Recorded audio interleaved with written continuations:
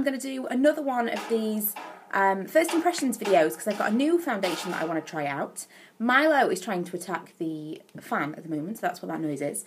And I'm also filming on my iPad mini, so let me know what the quality's like, because this would be perfect for first impressions video because I take it everywhere. So kind of when I'm out doing something, I can just kind of whip it out and do an update on however the product is lasting. So the product that I have today is the Collection 2000, or Collection as it's called now, Lasting Perfection Ultimate Wear Foundation.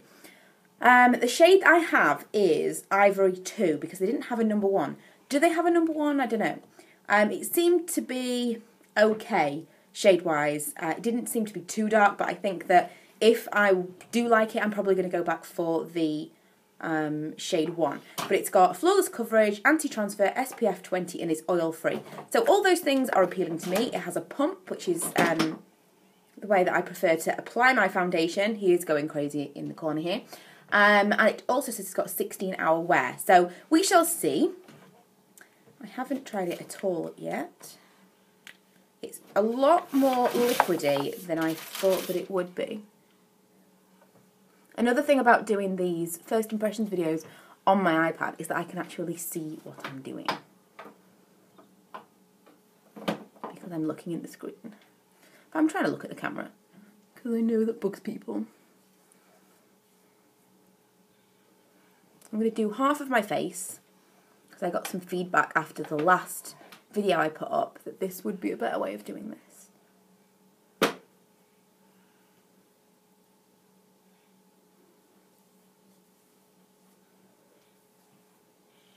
Okay. I think it's kind of buildable, but it's not a super heavy coverage. But to be quite honest, I kind of compare all foundations like this to my Revlon Colour Stay because it's my best. It's my favourite. It gives me the coverage that I want it to give me, and it lasts all day long. But it's expensive, so I'm looking for a cheaper alternative. And the Colour Stay isn't super medium / heavy coverage upon first application. I think that's pretty good. It feels like it's kind of settling in to my pores and things here, though. Okay, so that's me all applied. I think it's a little bit cakey. It does kind of feel a little bit powdery. But again, this might be just part of its lasting effect. It's not too bad, and I probably wouldn't have applied quite so much if I'd been applying it in a mirror, rather than the screen that kept going strange with the lighting. So that might be partially my fault that it feels a little bit cakey. But just kind of around here, that's the only place that it bothers me. The rest of it seems fine. I'm going to do the rest of my makeup and come back, and then I will talk about how I feel about it so far. So I'm all made up, and I think it looks pretty good. I think there are little issues that maybe a primer could fix, because I don't wear primer regularly, because the foundations that I tend to wear don't need a primer, and that's probably why I tend to wear them, because I don't want the extra hassle of having to put on a primer. But I'm pretty happy with it. We'll see how it goes. I've heard mixed reviews. Some people say this is amazing, and some people say it was a massive letdown because I, along with many others, are a massive fan. I am a massive fan of the Lasting Perfection Concealer from Collection.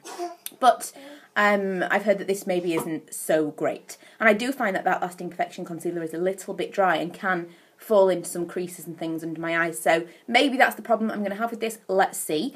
But just to recap, this was Ivory, it's shade 2, and it's supposed to be anti-transfer and wear for 16 hours. So we shall see. I'm also very interested it's got an SPF 20 because the foundations that I wear a lot don't have SPFs, and I don't wear one underneath, which I really need to start using.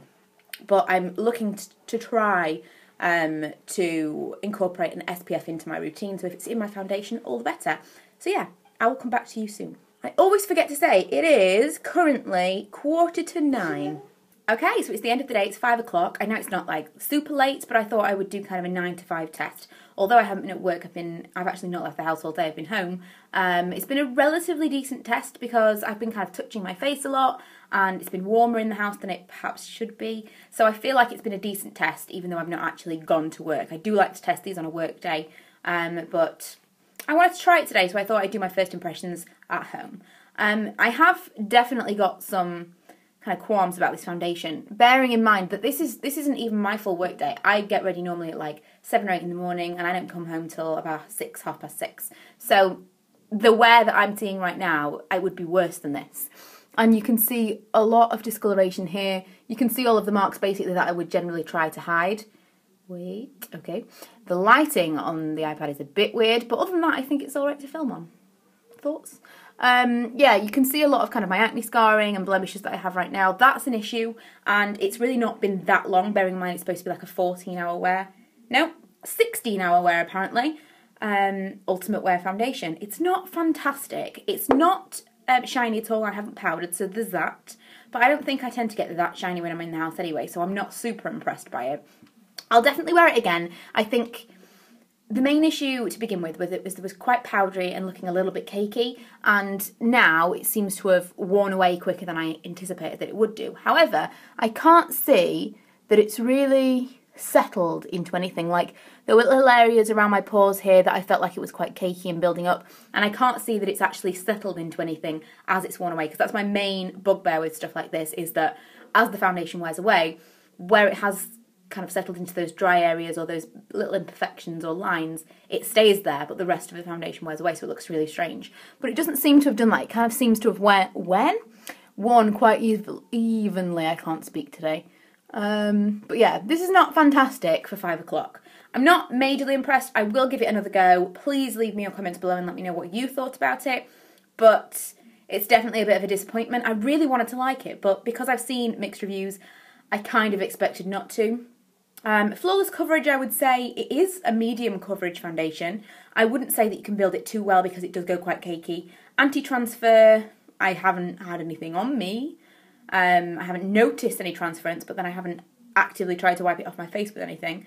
Oil-free, definitely for the powder finish and the fact that it's kept me relatively matte, I'm impressed with. But for the rest of it, I'm not so impressed. Maybe I would mix this with my colour stay. Again, that's something to think about in the future. But as a standalone foundation, it's kind of disappointing when I like the concealer so much. And lots of people had asked me to review that. So hopefully this is what you were looking for. I'm sorry that it wasn't more positive, but if I do change my mind, I will do an update. Thanks for watching, and if you haven't already, please go and subscribe and check out my other videos and my links below.